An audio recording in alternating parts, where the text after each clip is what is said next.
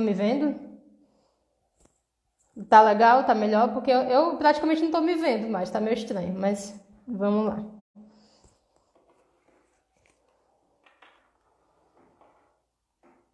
Cibele, tá ouvindo melhor agora, Cibele? Dá um ok aí, mulher de Deus, pra eu continuar.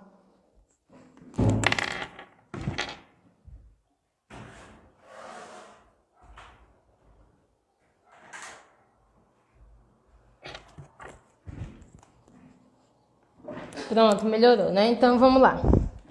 Certo. Então ele vai caracterizar o pensamento moderno como um processo de secularização, né? Que a secularização é você manter o pensamento bíblico, né? O pensamento da fé cristã, mas desprovido da fé da crença na própria cara, tá horrível aqui, peraí, um minuto.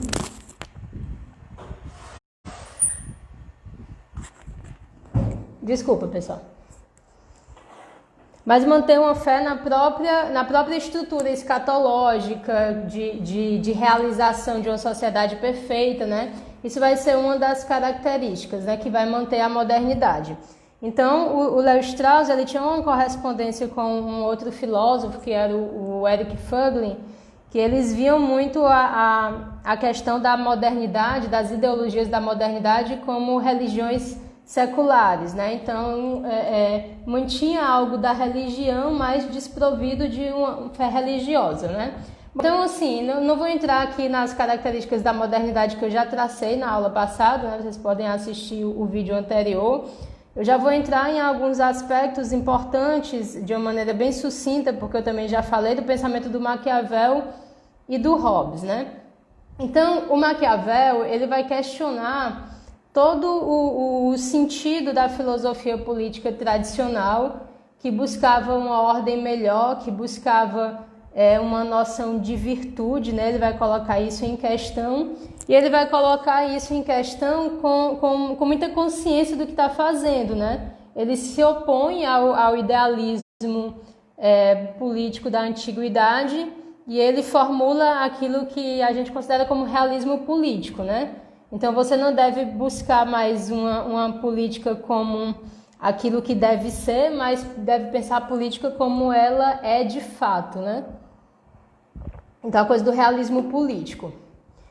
Mas para além desse realismo político, uma coisa que é bem importante no pensamento de Maquiavel é que ele vai também renegar uma certa concepção de natureza humana, própria da antiguidade. Que concepção de natureza humana é essa? A concepção de que cada ser está dirigido a uma determinada finalidade. Cada ser é dotado de uma essência própria e de uma finalidade própria de acordo com a sua natureza.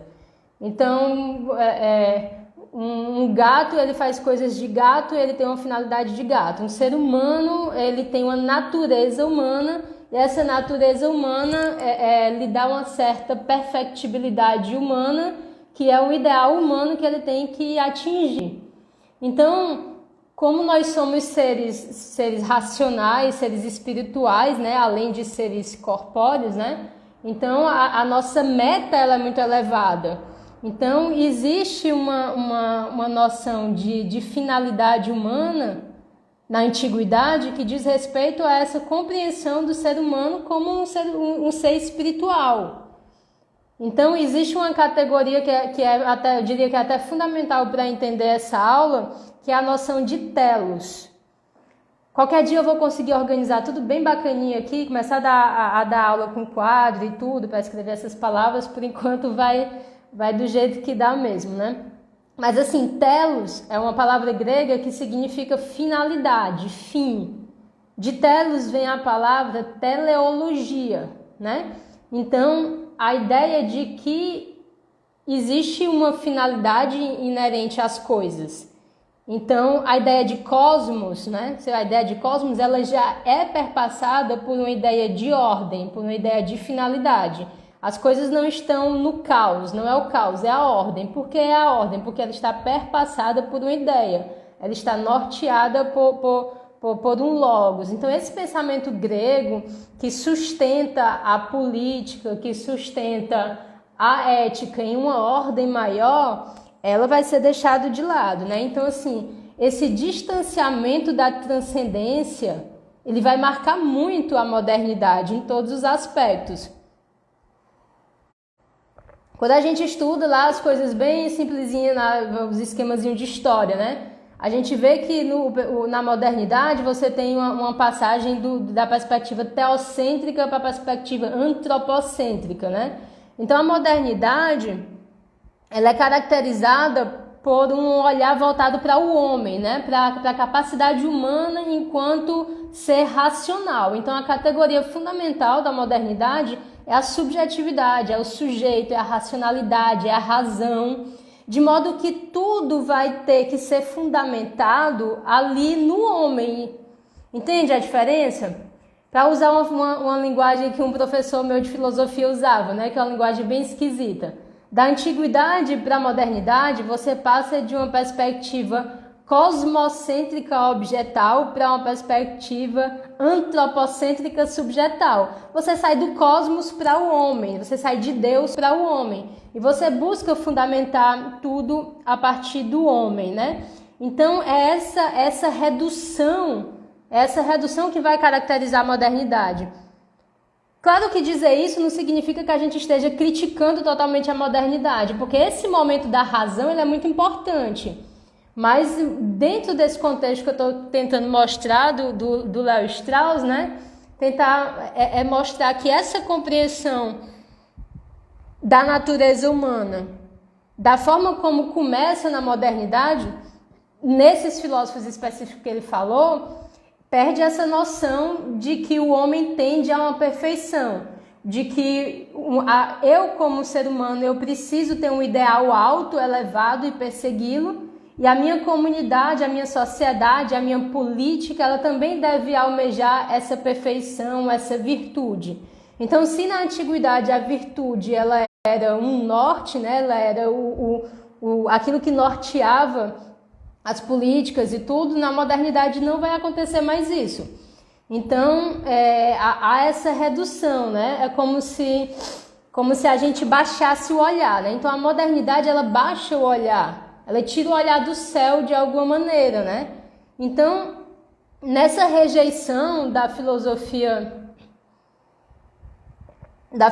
política antiga, o Maquiavel, ele reinterpreta a noção de virtude, né? Então, a virtude, ela não deve ser entendida como aquilo em cujo nome a república existe. Porque era assim na antiguidade. A república, pensada por Platão, né? Aquele livro A República, ela existe em função da justiça. E a justiça é a virtude por excelência. Então, com Maquiavel, a virtude ela não deve ser entendida como aquilo em cujo nome a república existe, mas a virtude existe exclusivamente em nome da república. Ou seja, você baixa o olhar, ser virtuoso é justamente você agir de acordo com os meios necessários para a manutenção daquele estado de paz que o Maquiavel buscava em relação aos estados, né? Tem todo um contexto da obra do Maquiavel. Então, assim, a ideia de que o horizonte político, ele é apartado da ética. Então, não faz parte do horizonte político, do horizonte da atuação política, a moralidade. A vida pública, ela não estaria sujeita à moralidade. Então, o Maquiavel, ele vai pensar a política no âmbito do poder, né? Então, a sociedade política ela não pode ser estabelecida nem conservada dentro dos limites da moralidade. Aí você tem aquela obra do Maquiavel, que é O Príncipe, onde ele mostra como um modelo ideal lá o César Borgia, que é um cara extremamente cruel, né? Enfim, é um anti-herói por excelência, né? Então, você tem uma meta mais baixa da sociedade, tá certo? Então, o que se requer para combater o mal não é, por exemplo, uma paideia, como os gregos pensavam, né? Não é é uma formação humana, não é uma educação, não é uma moralização. Não, o que você precisa fazer para que o homem se mantenha no caminho da justiça é ter instituições fortes que façam com que ele tema agir de um modo injusto, né? Então, Maquiavel ele também vai ser ligado não apenas a essa coisa de um despotismo e tal, porque ele fala do príncipe, mas ele também defende a república, né? A república nesses moldes. Então, o pensamento moderno de que você não precisa modificar os homens, você precisa criar instituições fortes, né? Instituições que tenham dentes. Então, assim, essa característica do pensamento moderno, ela é muito importante, porque ela representa uma nova compreensão de ser humano e uma redefinição da finalidade do ser humano, né? Então, uma outra característica do pensamento moderno é que a sociedade política ela não é natural. Então, assim, vamos lá, antiguidade. O Aristóteles ele tem a noção lá de que o homem é um animal político. Na modernidade, a sociedade civil, a sociedade que se forma é um contrato, é um pacto, é algo artificial, é algo que veio da razão humana para se preservar. E aí você tem os contratualistas, né, que vão fundamentar esse pacto social, como se deu esse pacto social, Hobbes, Rousseau, Locke e tal, são os contratualistas. Então, o Estado é fruto de um pacto. E voltando àquilo que eu falei, né? A perfeição do homem não é seu fim natural, mas um ideal livremente formado pelo próprio homem. Então, assim, essa mudança é fundamental. Você não tem mais um pensamento acerca da natureza humana como sendo uma entidade que é voltada à perfeição, que deve buscar o seu fim. Essa coisa aristotélica, né, bonita, de que você tem uma finalidade racional e aí você vai buscar a contemplação, o bem, o belo, o bom, essa coisa da filosofia antiga. Não, esse horizonte aí, ele se perde, né? Então, você tem esses aspectos aí do pensamento do Maquiavel, que depois eu vou dar uma aula só sobre Maquiavel, né? E aí você tem o Hobbes, né? O Hobbes é aquele filósofo do Leviatã, que pensou um Estado soberano, um Estado forte. Por que ele pensou esse Estado soberano, esse Estado forte? Porque ele pensou o ser humano como sendo o lobo do homem. O homem é o lobo do homem. Então, se não houvesse esse Estado, se não houvesse esse Leviatã, se não houvesse essa força maior, os homens se destruiriam, né? Então, essa concepção pessimista do homem, né? De que ele é egoísta, ele é bélico. Então, essa concepção da natureza humana dessa forma pessimista leva à fundamentação a postulação de um monstro, né? O Leviatã, que asseguraria a paz, né? Então, o Hobbes também tem todo um contexto aí. Inclusive, tem uma live minha com o professor Judicael Castelo Branco, que é só sobre Hobbes e está lá no meu canal do Facebook. E eu indico muito, porque o Judicael se garante pra caramba. Foi muito boa a live. Mas, assim, eu estou aqui focando em alguns aspectos importantes, né? Então, antes do Hobbes, a lei natural ela era entendida à luz de uma hierarquia dos fins do homem, na qual a autopreservação ocupava o lugar mais baixo. Vamos com cuidado, vou ler de novo, porque essa parte é importante. Ó. Antes de Hobbes, a lei natural era entendida à luz de uma hierarquia dos fins, né, das finalidades do homem, na qual a autopreservação ocupava o lugar mais baixo. Então, se você pensa o homem tal como ele é entendido na antiguidade, a autopreservação ela não era fundamental. Assim, fundamental era você ser grande, era você ser nobre, era você ser bom, era você ser justo, né? Então, assim, na modernidade, no pensamento do Hobbes, a autopreservação ela toma um espaço fundamental assim, na compreensão da natureza humana.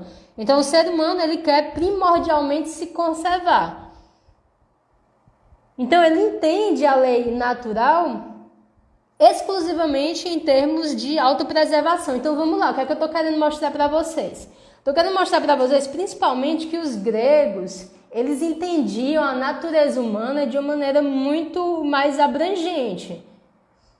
Eles entendiam a natureza humana de uma maneira excelente, assim, tipo, o homem ele é dotado de uma natureza que o impulsiona a buscar um ideal de humanidade. Quando eu falo em paideia, né, que eu já dei algumas aulas sobre a paideia, o humanismo grego é pautado por quê? Por uma ideia de homem que você vai buscar. Então, a história do pensamento grego, o desenvolvimento espiritual dos gregos, ele vai se pautando por um refinamento do ideal de justiça, por um refinamento do que é virtude, e o corpo social ele vai se ajustando a isso, até que você chega, por exemplo, a algo como um Estado constitucional, que seria Atenas, né? Então você tem ali um Estado regido por leis, e essas leis como algo que busca, que tenta se aproximar de uma noção elevada de justiça. Então, assim, a lei natural na modernidade, então, ela passa a ser pensada como autopreservação, e isso é, de certa forma, complicado, né? E aí, esses dois pensadores, né, que é Hobbes e Maquiavel, eles juntos caracterizariam a primeira onda da modernidade. Eu não sei se vocês perceberam. Então, assim, por que esses dois autores eles configuram essa primeira onda da modernidade? Porque eles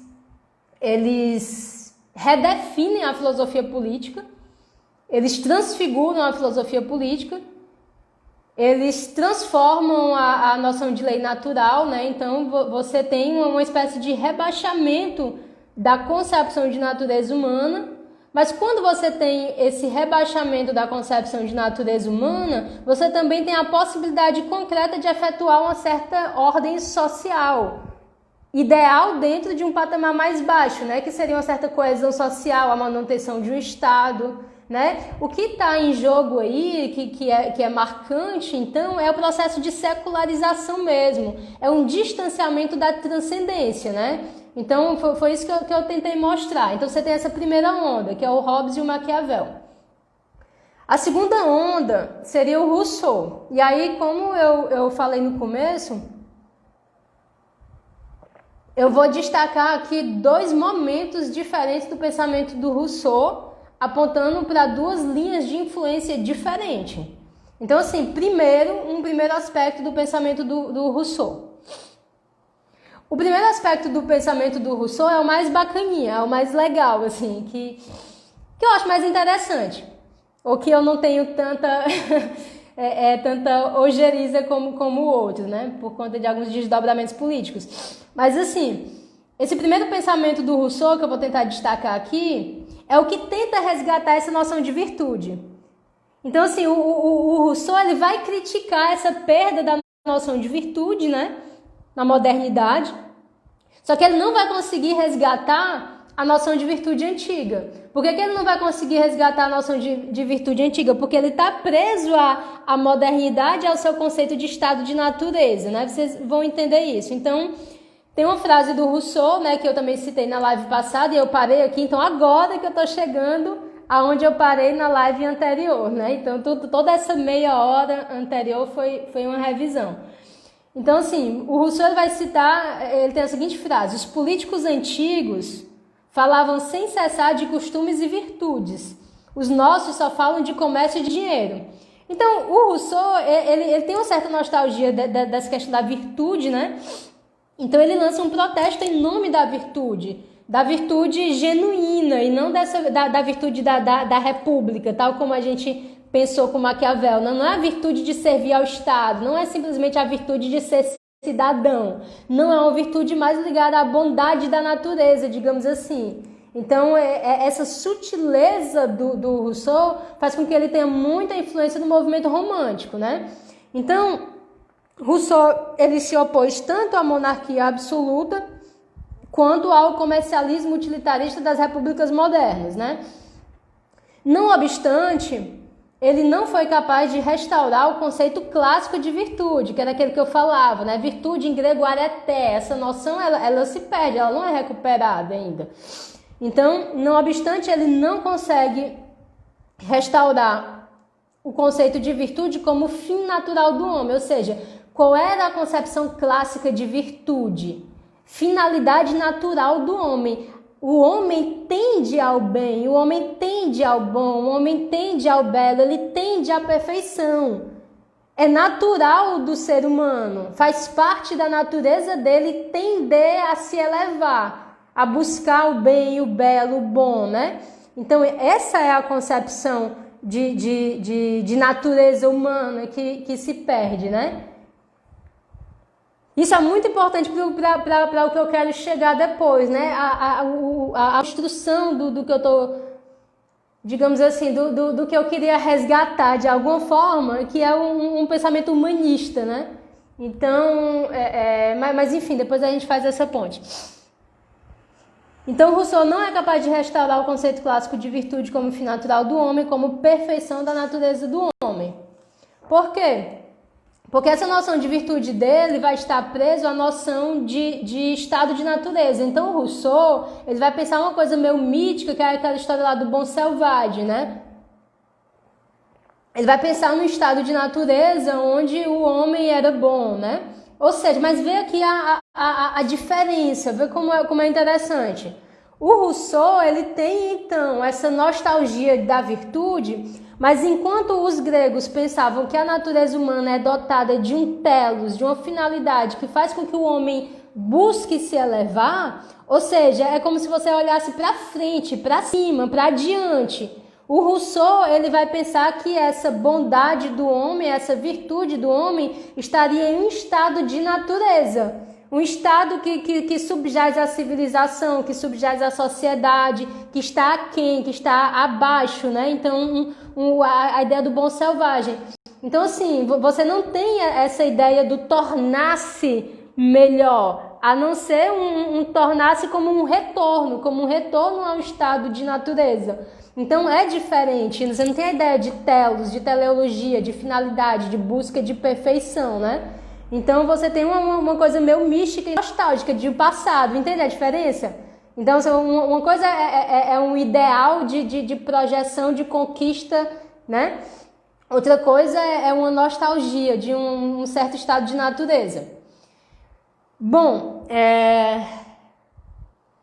em linguagem pós-russoniana, né? Ou seja, uma linguagem já de certa forma moldada pelo pensamento do Rousseau, a humanidade do homem é devida não à sua natureza, mas ao processo histórico, um processo singular que não é teleológico. Então, a humanidade do homem, ela não é algo da natureza do homem, é como se fosse um processo histórico. Na verdade, essa questão do processo histórico, da história, ela também vai ser outro momento extremamente importante na modernidade, né? Então, quando o Rousseau vai pensar, então, o ser humano e tal, ele vai pensar que em determinadas condições, em um determinado estágio do seu desenvolvimento, o homem é incapaz de se preservar a si mesmo. E sendo incapaz de se preservar a si mesmo, é preciso que se estabeleça a sociedade civil. É onde entra aquele negócio do contrato social e tal, né, que é o estabelecimento da sociedade civil. Então, na sociedade civil, para o Rousseau, os membros dessa sociedade devem ser igualmente sujeitos e inteiramente sujeitos às leis para cuja produção todos foram capazes de contribuir. Então vamos voltar aqui. Lembra do Hobbes, né? O Hobbes, ele também vai pensar que o homem, também não, né? Ele vai pensar que o homem é o lobo do homem e que porque o homem é naturalmente violento, naturalmente belicoso, naturalmente egoísta, é preciso que haja um Estado forte, um soberano com todo o poder, que esse poder seja acima da religião e tudo, que é o Leviatã. Então Hobbes vai pensar isso. O Rousseau, por sua vez, ele vai pensar não que o homem é o lobo do homem, né? Porque ele pensa que naturalmente o homem é bom e que a sociedade o corrompe. Mas ele vai pensar que em um determinado estágio, em um determinado momento, é necessário que haja uma sociedade civil. E como é que ele legitima essa sociedade civil? A partir do que ele chama de vontade geral. né? Então não é mais aquela coisa despótica, né? Como o monstro, como o Leviatã do Hobbes, né? Mas tem uma sutileza aí de uma noção que ele desenvolve como vontade geral. Agora, qual é a questão aí? Não deve haver possibilidade de apelar das leis positivas a uma lei mais alta, uma lei natural, porque a fonte da lei positiva é a vontade geral, que é uma vontade inerente ou imanente à sociedade adequadamente constituída e que tomou o lugar da lei natural transcendente. Olha o processo de secularização aí da modernidade se completando, entendeu? Então, assim, qual é o ponto aqui? Qual é o ponto? Beleza, a gente está numa sociedade civil, você tem as leis positivas. Qual é a legitimidade dessa lei? Qual é o fundamento dessa lei? É a lei natural, mas o que é a lei natural? Onde é que ela se legitima? Então você não tem... Porque, por exemplo, se você pensa o pensamento, se você se coloca no pensamento antigo ou no pensamento medieval, para além da lei que rege a polis, no caso da antiguidade, ou para além da lei secular que rege uma sociedade na medievalidade, existe uma lei eterna, uma lei divina, uma lei transcendente. A justiça é transcendente, a justiça paira acima de nós. A gente tenta se aproximar dela, mas a justiça ela é mais alta. Então essa noção de uma ordem maior na qual o homem está imerso, ela é característica tanto do pensamento antigo quanto do pensamento medieval. Então você recorre a algo para além da justiça dos homens, para além da lei dos homens. Seja uma lei cósmica, né, que perpassa lá o pensamento dos gregos, uma ordem, o cosmos. Seja a lei de Deus, seja a lei divina. Então quando você entra nesse processo de secularização, então você não tem mais essa possibilidade de apelar para a transcendência. E esse é o movimento que está acontecendo, né, na modernidade aqui que eu tô mostrando. Então, é o que ele quer dizer, né, quando está falando aqui no Rousseau. Com essa contextualização aqui que o Rousseau faz, a fonte da lei positiva é a vontade geral, que é uma vontade imanente a uma sociedade adequadamente constituída. Então essa vontade geral, ela toma o lugar da lei natural transcendente. Então assim, é muito marcante na modernidade essa ideia de vontade geral. Por quê? Porque ela, de certa forma, é como se ela tivesse legitimado. Embora, na minha compreensão particular, e aqui acho que pela primeira vez eu estou colocando uma interpretação particular, essa ideia de vontade geral, ela é um artifício, assim, ela é uma artimanha, né? Ela é um jogo de palavras, porque é difícil você pensar numa vontade geral que seja uma coisa concreta. Isso não existe, né? Mas, se você compara isso com Hobbes, que pensava um estado despótico, um poder absoluto do Leviatã, é alguma coisa interessante, né? Mas, assim, desse pensamento, dessa noção de vontade geral, desse tipo de legitimação da sociedade ou do Estado, você tem um desprendimento de uma visão política mais ligada a um democratismo. Eu uso essa palavra democratismo por quê? Porque eu me considero um democrata, mas eu entendo a democracia não nesse viés. É como se fosse outra tendência, é como se fosse uma outra ramificação. A democracia, para mim, ela vai estar ligada ao liberalismo, que é o pensamento do Locke. Então, assim, daqui a pouco a gente fecha melhor isso. Mas para vocês entenderem que essa noção de vontade geral, ela é muito importante, né? E o Rousseau, ele é um marco extremamente importante dentro do pensamento político. Mas, assim, por que a vontade geral é infalível? Ela é infalível assim, para o pensamento do Rousseau, né? Por que ela é infalível? Por que ela é necessariamente boa, né? Para ele, a vontade geral, ela é necessariamente boa. A coisa da democracia, a vontade geral, então é boa. Ela é boa porque ela é racional. E é racional porque é geral. Ela surge através da generalização da vontade que, enquanto particular, não é boa. Então, assim, isso aqui é bem kantiano. O Rousseau, o Kant, nesse aspecto, porque o Kant é muito maior do que isso, né? Mas nesse aspecto específico, ele vai se influenciar pelo Rousseau, né? Por quê? Porque o Kant é um racionalista. E o racionalista, ele tenta fundamentar as coisas na razão. E como é que você fundamenta as coisas na razão? Você pensando na generalidade. Então, quando o Kant vai pensar a ética dele, não é uma ética relativista, não é uma ética que é pensada para uma determinada comunidade, não. O imperativo categórico, ele é um imperativo justamente porque ele pode ser universalizado. Na verdade, é o critério de moralidade. O critério de moralidade é a universalização. Então, se eu puder pensar a minha ação de modo a torná-la universal, então ela é válida, ela é legítima, né? Então, a ideia de universalidade, né, de absoluto, o que é moral aqui para o Kant é moral em Marte. Se em Marte tiver seres racionais. Racionalidade tem a ver com universalidade, porque você está pensando algo que tem a ver com o ser humano enquanto um ser racional. Então, assim, essa ideia de racionalidade, de universalidade, isso é muito característico desse pensamento moderno, né? Essa questão do iluminismo mesmo, né? Então, esse pensamento da época, né? Esse pensamento da época moderna, ele atinge a sua plena claridade na doutrina moral de Kant. Então, as leis morais, enquanto leis da liberdade, elas não são mais entendidas como leis naturais. Eu acho que esse é o mote, né, da aula, é o que eu estou tentando sempre apontar. Então, as leis morais, enquanto leis da liberdade, não são mais entendidas como leis naturais. Os ideais morais e políticos são estabelecidos sem referência à natureza do homem. Então, o que é que se perdeu na modernidade? Se perdeu a natureza do homem.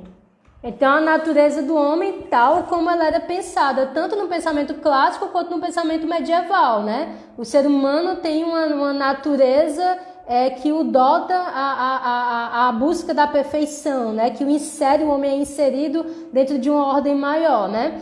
Então, na modernidade, os argumentos tirados da natureza do homem perdem a importância. A única orientação a respeito do futuro, do que os homens devem fazer ou a que devem aspirar é fornecida pela razão. Entende? Então a razão ela tomou conta. A modernidade ela é o momento da racionalidade. A razão ela toma o lugar da natureza. Então o Rousseau, ou uma parte do seu pensamento, inspirou Kant, inspirou a filosofia idealista alemã com a sua filosofia da liberdade, né? Então, você tem dentro da filosofia um movimento que a gente chama de idealismo alemão, cujo ápice é o Hegel, né? E os pós-hegelianos também, mas que foi muito influenciado por essa perspectiva aí, né? Bom, então, essa é uma das influências do Rousseau, né? Então, esse pensamento de Kant é o pensamento dos pós-kantianos, né? Então, é influenciado por quê? Por essa noção de razão, né? Essa lei que se fundamenta na razão. Então, esse é um momento. A outra parte, que eu preciso falar rápido, porque senão vai acabar a live, né? A outra parte do pensamento do Rousseau que vai influenciar essa terceira onda da modernidade é o seguinte: a ideia de que o homem nasceu livre, mas em toda parte está a ferros. O que é que isso significa, né? O homem nasceu livre, mas em toda parte está a ferros. Quer dizer que a sociedade livre, a sociedade caracterizada pela existência da vontade geral em seu interior, né? Aquele conceito do Rousseau que eu estava falando, da vontade geral, ela distingue-se da sociedade governada despoticamente, ao se configurar como servidão legítima, em contraste com a servidão ilegítima. Mas ela mesma é servidão. Então, esse é um outro pensamento importante do Rousseau. Beleza, a gente pode constituir aqui uma sociedade mais legítima do que uma sociedade despótica. A gente pode legitimar essa sociedade na vontade geral e ela vai ser bacana, ela vai ser legítima. Mas dentro dessa sociedade o homem ainda não é livre. O homem está na servidão. Não como estaria numa sociedade despótica, mas ele não é livre. Então, o homem não encontra sua liberdade em sociedade alguma. Então, esse é o pensamento que vai influenciar a terceira onda da modernidade. O homem não encontra sua liberdade em sociedade alguma. A sociedade tira a sua liberdade. Como o Rousseau ele tem um pensamento antropológico que concebe o homem natural como bom e tal, então essa sociedade, além de tirar a sua liberdade, ela o corrompe de alguma maneira, né? Então o homem não encontra sua liberdade em sociedade alguma. Ele pode encontrá-la somente retornando da sociedade. Então não importa se essa sociedade é legítima ou ilegítima, se está na vontade geral, se não está na vontade geral, eu só vou encontrar a liberdade se eu retornar para o estado de natureza, né? Então, apenas retornando à experiência fundamental do homem, que estaria aquém dessa sociedade, é que o homem poderia ser feliz. Então, é a coisa lá do Bom Selvagem, do Emílio, né? Aquele ideal educacional do Rousseau. Então, do cidadão exige-se que cumpra o seu dever. O cidadão ele deve ser virtuoso, mas a virtude não é bondade. Então você tem aqui essa distinção, né? Essa distinção entre o cidadão e o homem de bem. A virtude que tem a ver com a civilidade, né? Com a inserção do homem de dever na sociedade, e a bondade que estaria ligada a uma sensibilidade, a uma compaixão.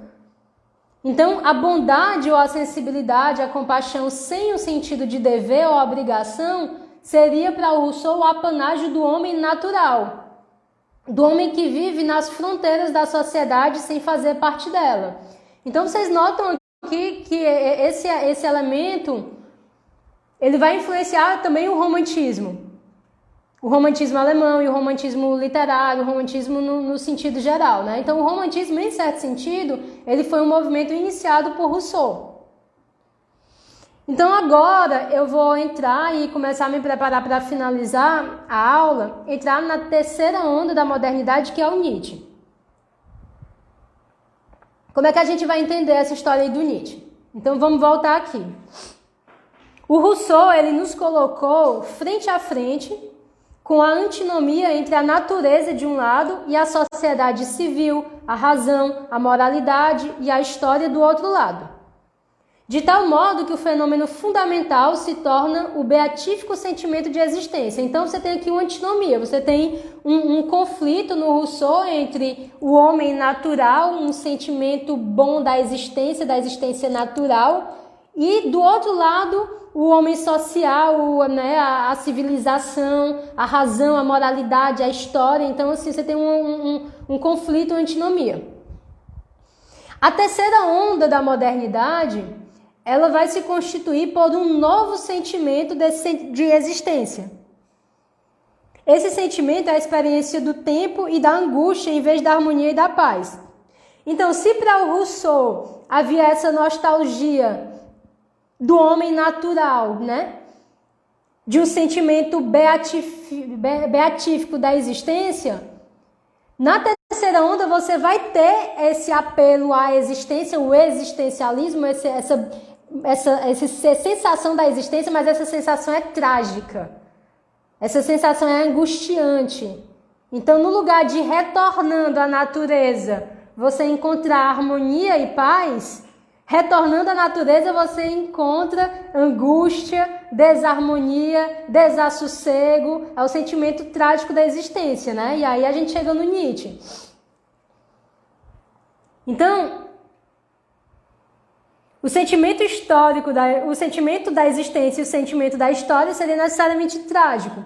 O problema humano é, com efeito, insolúvel enquanto problema social.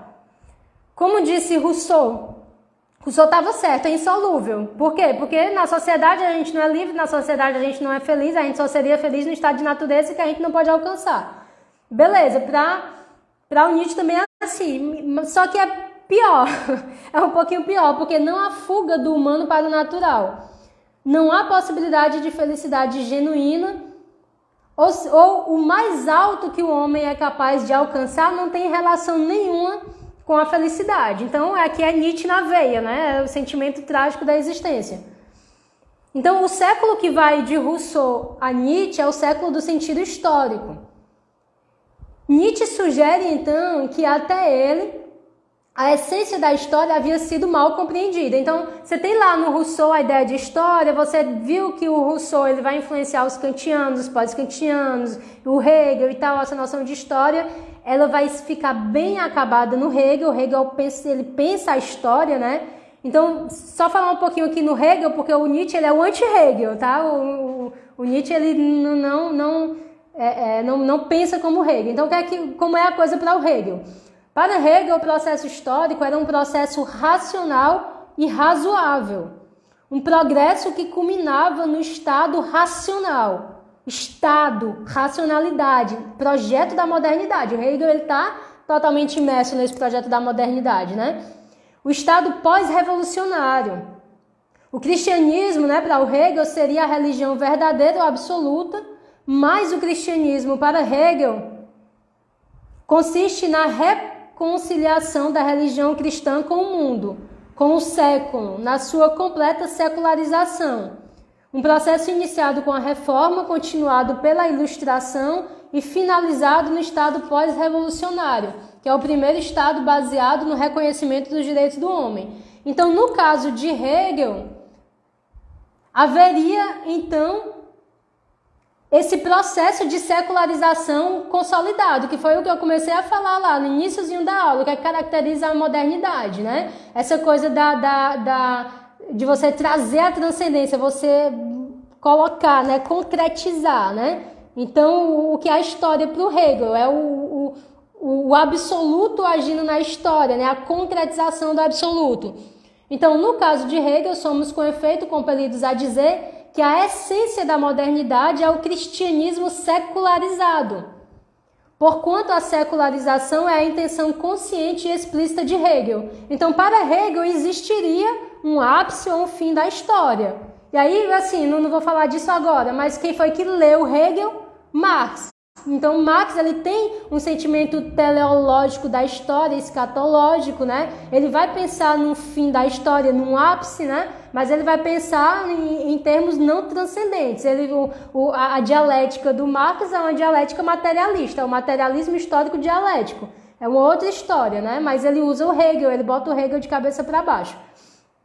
Então, o pensamento pós-hegeliano, ele rejeita a noção de que pode haver um fim ou um ápice da história, entendendo que o processo histórico não está acabado, mas mantém, né, o pensamento pós-hegeliano mantém essa crença na racionalidade, ou no caráter progressivo do processo histórico. Aí o Nietzsche explode isso também.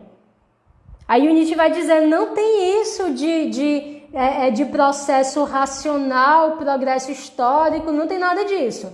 Então o Nietzsche ele pega a questão da historicidade, né, ele encara. E o insight de que os princípios do pensamento e da ação são históricos não pode ser atenuado. Qual é a consequência disso no pensamento do Nietzsche? Todos os ideais são resultados de atos da criação humana, de livres projetos humanos, que formam o horizonte dentro do qual as culturas específicas são possíveis. Ou seja, não tem fundamentação de história, não tem fundamentação nenhuma.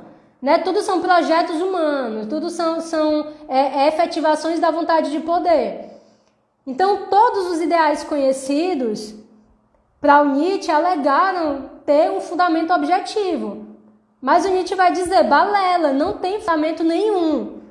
Não tem fundamento teológico, não tem fundamento racional, né? Então, você não pode fundamentar os seus projetos nem na natureza, nem em Deus, nem na razão, em nada, né? Então, em si mesmo e na sua vontade de poder, na sua vontade de criação. Então, o insight sobre a história, da forma como Nietzsche coloca, né, destrói essa alegação de que os ideais tenham um fundamento objetivo. Então, ele destrói todos os ideais conhecidos. Então, a verdadeira origem de todos os ideais são as criações dos projetos humanos. Então, para o Nietzsche, a natureza do homem é vontade de poder. Então vê que a gente começou a aula falando, né, do que é que vai caracterizar a modernidade. Uma mudança de concepção de natureza humana ou a perda dessa noção de natureza humana, um apreço pela razão. Como é que vai terminar a modernidade? Explodindo com a razão também. Então Nietzsche vai dizer, nós os irracionalistas, né? Então a crítica que o Nietzsche faz ao racionalismo moderno, ela é assim, devastadora. Então, para Nietzsche, a natureza do homem é a vontade de poder, o homem deriva seu gozo de sobrepujar os outros. Enquanto o homem natural de Rousseau é compassivo, o homem natural de Nietzsche é cruel, né? Então a besta loura lá do Nietzsche, o Ubermensch e tal, a coisa toda do Nietzsche para quem quiser ler. Quem sabe um dia depois para vocês eu começo a falar dos filósofos e dê uma aula sobre o Nietzsche. Se eu tiver estômago ainda para isso. Então vamos concluir, né, pessoal? Qual é a conclusão desse balacobaco todo aqui, de toda essa confusão conceitual de autores e tal? Isso aqui é uma visão sobre a modernidade, que o Léo Strauss vai tirar as seguintes conclusões, né? Bem, a teoria da democracia liberal, assim como a do comunismo, teve a sua origem na primeira e na segunda onda da modernidade. Já a implicação política da terceira onda, que é o Nietzsche, segundo o Léo Strauss, seria o fascismo. Esse fato não nos autoriza a retornar às formas mais antigas do pensamento moderno. A crítica nietzschiana do pensamento racionalista moderno não pode ser desprezada ou esquecida. E essa é a razão mais profunda para a crise da democracia liberal. No entanto, né, coloca o Strauss no final desse ensaio, é óbvia a superioridade da democracia liberal em relação ao comunismo.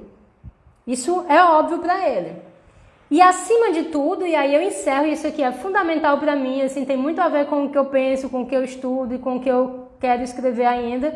E acima de tudo, a democracia liberal, a diferença do comunismo e do fascismo, encontra um apoio poderoso em um modo de pensar que não pode, de modo algum, ser chamado de moderno.